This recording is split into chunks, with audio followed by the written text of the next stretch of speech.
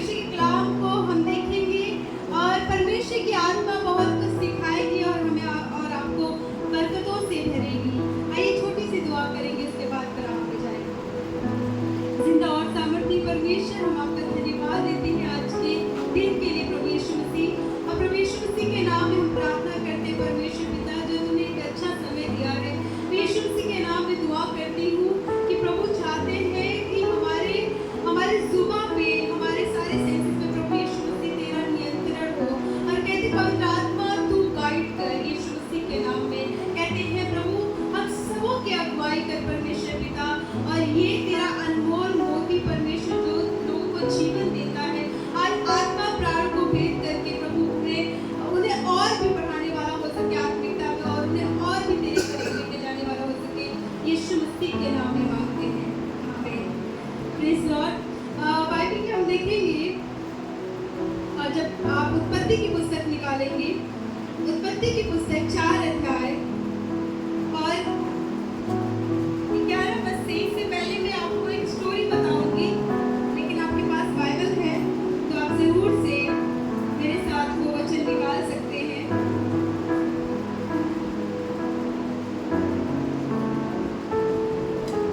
और जो टॉपिक है मेरा परमेश्वर में भय और डर और खराई का जीवन जीना। परमेश्वर में भय, डर और खराई का जीवन जीना, और ये जीवन जीने से आपके जीवन में बरकत और आशीष आती है।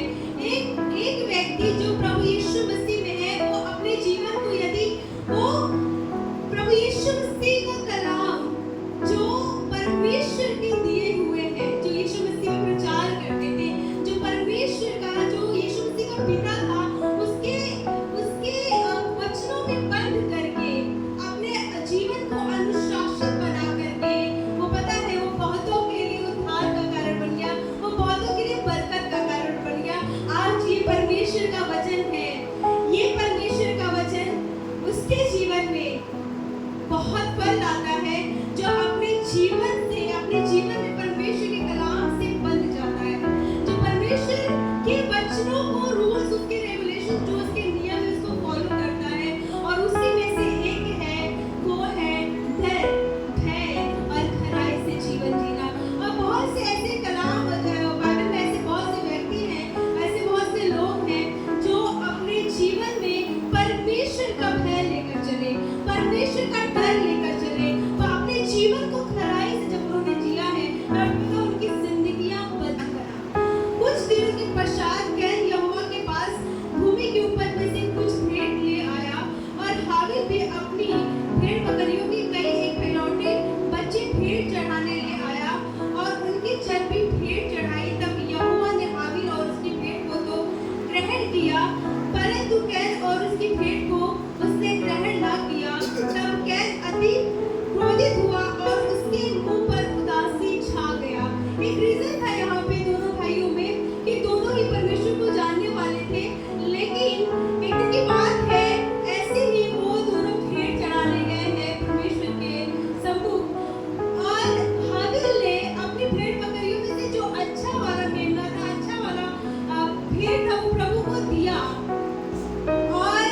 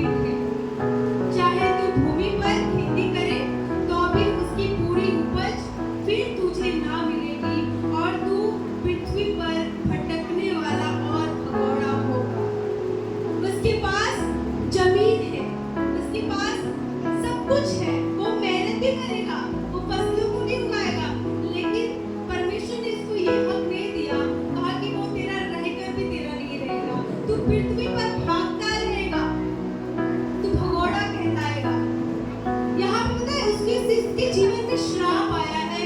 क्यों श्राप आया है? क्योंकि उसने परमेश्वर के वचन को अपनी जिंदगियों में यूं ही जाने दिया है। हमारा और आपके लिए काफी नहीं है कि बस हम यीशु मसीह को जानते हैं, हम परमेश्वर को जानते हैं।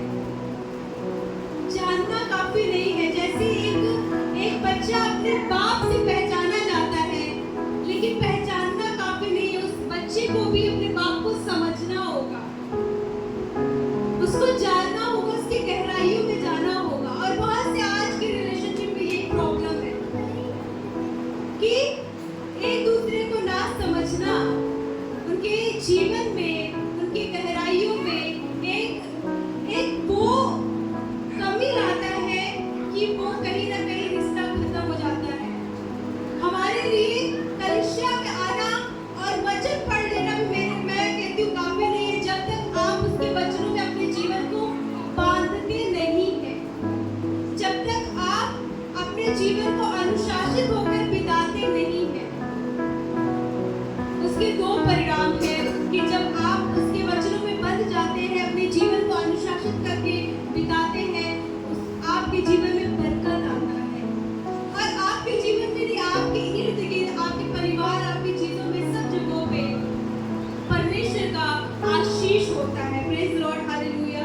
इसलिए बहुत जरूरी है कि आप परमेश्वर में इस तरीके से बने कि आप परमेश्वर को पसंद आए। मैं आपको बताऊं, दुनिया की किसी भी कोने में क्यों ना, मैंने जैसे भाई ने एक एग्जांपल दिया, वो कीचड़ वाला और कमल वाला, आप कितनी भी दलदल में क्यों ना हो, आपके इर्द गिर्द कितनी भी तकलीफें क्यों ना हो, किसी भी कोने में पड़े रहे, लेकिन आपको बताओ, यदि परमेश्वर से आपका दिल जुड़ा हुआ है, परमेश्वर के पास इतनी ताकत है कि वो आपको वहां से खींच ला करके आपको अच्छी जगहों पे रख देगा, जहाँ पे रोना नहीं है, जहाँ पे तकलीफ नहीं है। क्योंकि परमेश्वर का कलाम कहता है कि वो आपके आंसुओं को कुप्पी में संभाल कर रखता है और उसके बदले वो कैसी खुशियों में बदल कर देता है। परमेश्वर ऐसा परमेश्वर है कि आप अपने बोझ को दे देंगे, वो आपको हल्का कर देगा।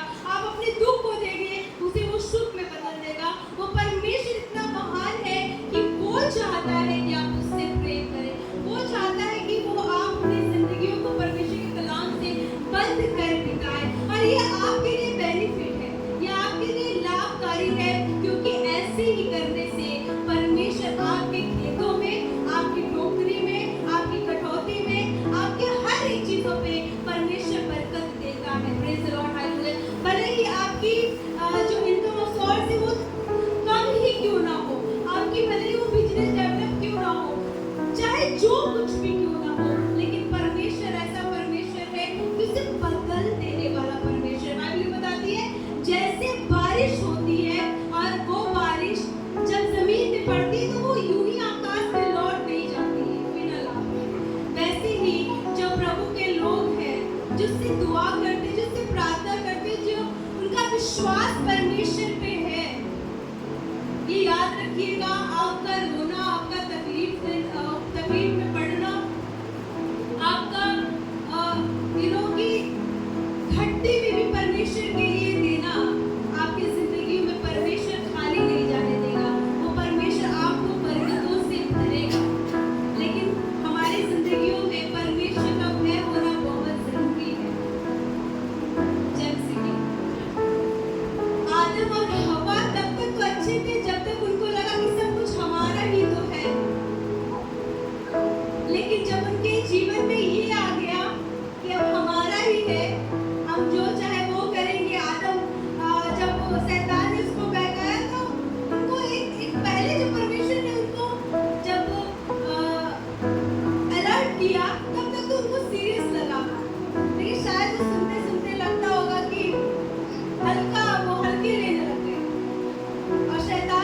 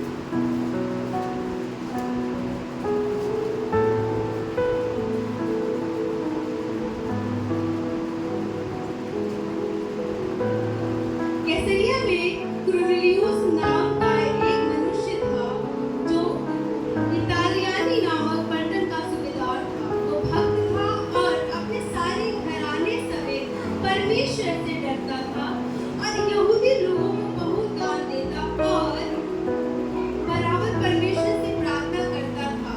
उसने दिन के तीसरे पहर के निकट दर्शन में स्पष्ट रूप से देखा कि परमेश्वर का एक स्वर्गदूत उसके पास भीतर आकर कहता है, हे कुरनेलियुस। उसने उसे ध्यान से देखा और डर कर कहा, हे प्रभु, क्या है? उसने उससे कहा, तेरी प्रार्थनाएं और तेरे दान इस प्रण के लिए परमेश्वर के सामने पहुंचे हैं।